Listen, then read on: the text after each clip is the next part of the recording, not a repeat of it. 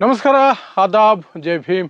ನಾನು ನಿಮ್ಮ ಭಾಗ್ಯನಾರಾಯಣ ಬೊಗ್ಗವರಪು. ನೀವು ನೋಡ್ತಾ ಇದ್ದೀರಿ ಸುದ್ದಿ ಸರ್ಕಲ್. ಕಾಕ್ರೋಚ್ ಜನತಾ ಪಾರ್ಟಿಯ ವೆಬ್ಸೈಟ್ ಸಹ ಬ್ಯಾನ್ ಆಗಿದೆ.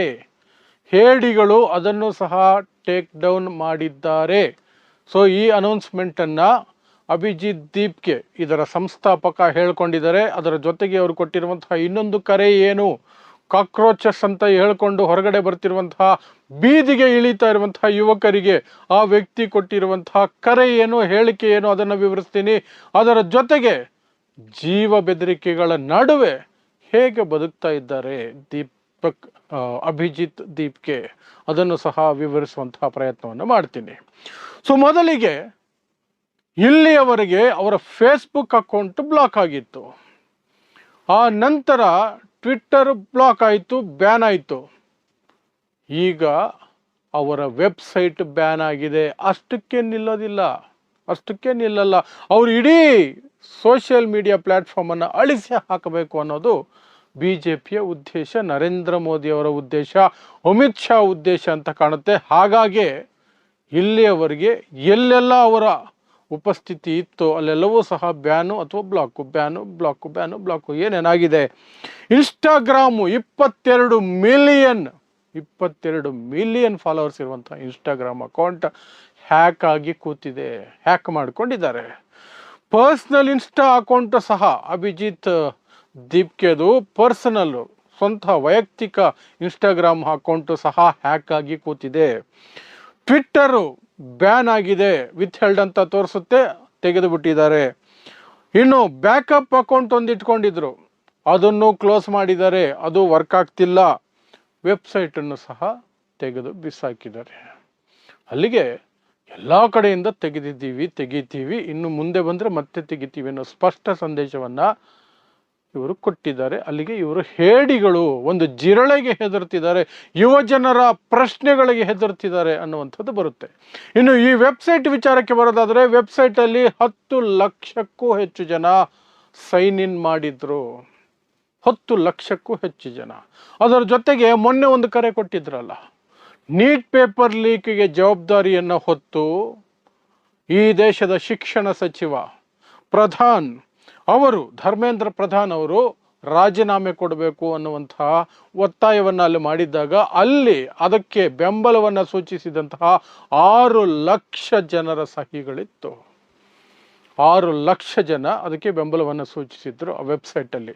ಆ ವೆಬ್ಸೈಟನ್ನೇ ಈಗ ತೆಗೆದು ಹಾಕಿದ್ದಾರೆ. 10 ಲಕ್ಷ ಸೈನ್ ಇನ್ನು, 6 ಲಕ್ಷ ಧರ್ಮೇಂದ್ರ ಪ್ರಧಾನ್ ರಾಜೀನಾಮೆ ಒತ್ತಾಯಗಳಿದ್ದಂತಹ ವೆಬ್ಸೈಟ್ ಗನ್.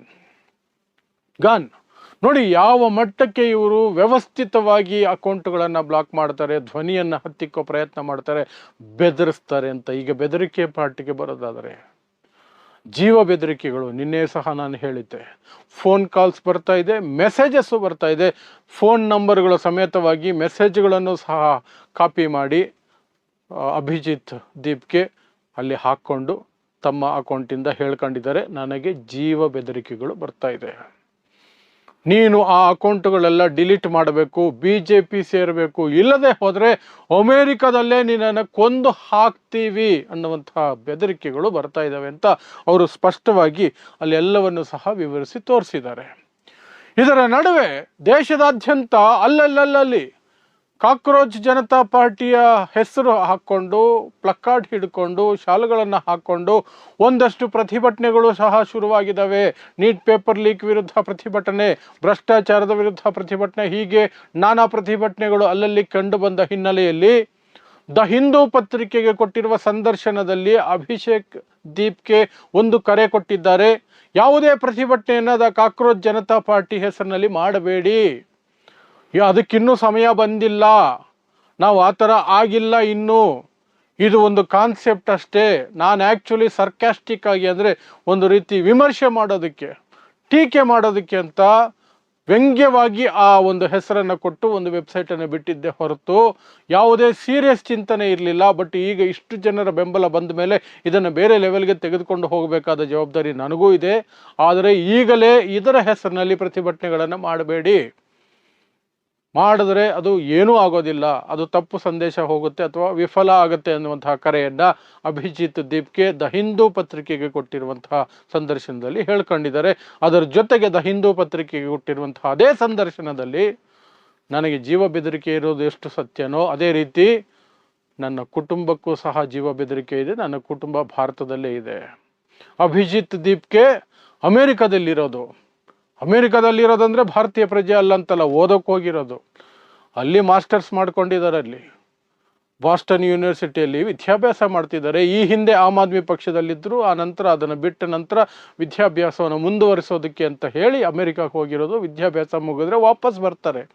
ಆದರೆ ಈ ಗೆಂಜಲು ಮಾಧ್ಯಮಗಳು, ಗೋಧಿ ಮಾಧ್ಯಮಗಳು, BJP ಬೆಂಬಲಿಗರು, ₹2 ಭಕ್ತರು, ಸಗಣಿ ಭಕ್ತರು ಇವರೆಲ್ಲ ಹೇಳ್ತಿರೋದು ಆತ ಭಾರತೀಯನೇ ಅಲ್ಲ, ಅಮೇರಿಕಾದಲ್ಲಿ ಕೂತ್ಕೊಂಡಿದ್ದಾನೆ, ಸೋರೋಸ್ ಫಂಡ್ ಬರುತ್ತೆ, ಇದು ಬರುತ್ತೆ, ಇದು ಬರುತ್ತೆ ಅಂತ ಎಲ್ಲ ಏನೇನೋ ಕಟ್ಟುಕತೆಗಳನ್ನು ಕಟ್ತಾ ಇದ್ದಾರಲ್ಲ, ಅದ್ಯಾವುದೂ ನಿಜ ಅಲ್ಲ, ಬರೀ ಸುಳ್ಳು.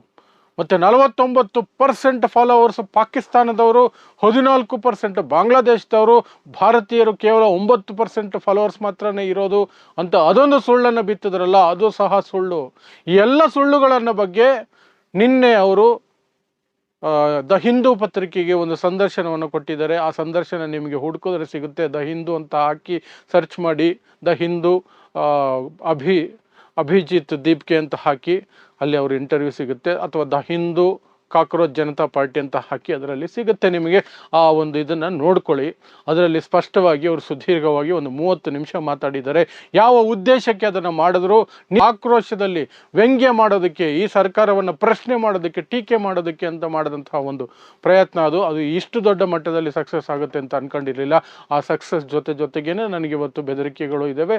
ನನ್ನ ಬೆದರಿಕೆಗಳು ಒಂದು ಕಡೆ ಆದರೆ ನನ್ನ ಕುಟುಂಬಕ್ಕೆ ಏನಾಗುತ್ತೆ ಅನ್ನುವಂತಹ ಭಯ ನನ್ನನ್ನು ಕಾಡ್ತಾ ಇದೆ ಅಂತ ಸಹ ಅವರು ಹೇಳ್ಕೊಂಡಿದ್ದಾರೆ. ಅದ್ರ ಜೊತೆಗೆ ನಾನು ಹೇಳದಂಗೆ ಪ್ರತಿಭಟನೆಗಳನ್ನು ಆ ಹೆಸರಲ್ಲಿ ಈಗಲೇ ಮಾಡೋಕ್ಕೆ ಹೋಗ್ಬಿಡಿ, ಅದಕ್ಕಿನ್ನೂ ಸಮಯ ಬಂದಿಲ್ಲ ಅನ್ನೋದನ್ನು ಸ್ಪಷ್ಟವಾಗಿ ಹೇಳ್ಕೊಂಡಿದ್ದಾರೆ. ಸೊ ಇದಿಷ್ಟು ಆಗಿರುವಂತಹ ಹೊಸ ಬೆಳವಣಿಗೆಗಳು. ದ ಕಾಕ್ರೋಚ್ ಜನತಾ ಪಾರ್ಟಿಯ ವೆಬ್ಸೈಟನ್ನು ಸಹ ಈಗ ಡೌನ್ ಮಾಡಿದ್ದಾರೆ, ಅದನ್ನು ಬ್ಯಾನ್ ಮಾಡಿಟ್ಟಿದ್ದಾರೆ. ಸೊ ಅಲ್ಲಿಗೆ ಟ್ವಿಟ್ಟರ್ ಹೋಯ್ತು, ವೆಬ್ಸೈಟು ಹೋಯ್ತು, ಫೇಸ್ಬುಕ್ ಹೋಯ್ತು, ಇನ್ಸ್ಟಾಗ್ರಾಮ್ ಒಂದು ಉಸಿರಾಡ್ತಿದೆ, ಅದು ಹ್ಯಾಕ್ ಆಗಿ ಕೂತಿದೆ. ಈಗಿರುವಂತಹ ಸಿಚುವೇಶನ್ ಇಂಥದ್ದು ಅಷ್ಟೇ. ಸೊ ಇಂತಹದ್ದೇ ವಿಶೇಷ ಸುದ್ದಿಗಳಿಗಾಗಿ ನೋಡ್ತಾ ಇರಿ ಸುದ್ದಿ ಸರ್ಕಲ್. ನಾನು ನಿಮ್ಮ ಭಾಗ್ಯನಾರಾಯಣ ಬೊಗವರಪು.